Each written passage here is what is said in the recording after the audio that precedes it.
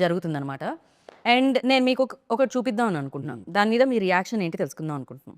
Okay, నేనేనా మిగతా వాళ్ళని అడగరా?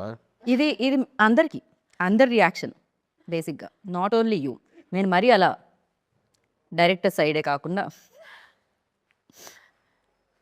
నాకు చాలా నచ్చింది ఇది. మీ సినిమా ఎలా అయితే నచ్చిందో నాకు ఇది కూడా అలానే నచ్చింది బేసిక్గా. సో దీని మీద ఫస్ట్ డింపుల్ దగ్గర నుంచి రియాక్షన్ తీసుకుందాం, దాని తర్వాత కిషోర్ గారు. ఒకదానికి అందరూ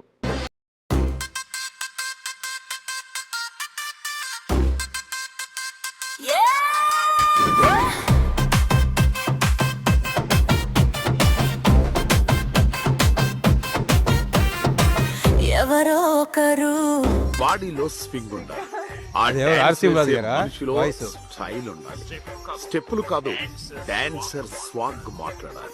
ప్రొఫెషనల్ డాన్సర్ నాకే చాలా బాగా నచ్చింది. చాలా బాగా కట్ చేశారు. ఈవెంట్ డాన్సర్స్ వార్మ్ అప్ చేస్తారు. అసలు దాని మీద మీ రియాక్షన్ ఏంటంటే, మీ సినిమా చూసి ఆనందించడమే కాకుండా సోషల్ మీడియాలో సినిమా చూసి వచ్చిన తర్వాత మీ మీమ్స్ చూసి కూడా ఆనందిస్తున్నారు అన్నమాట జనాలు.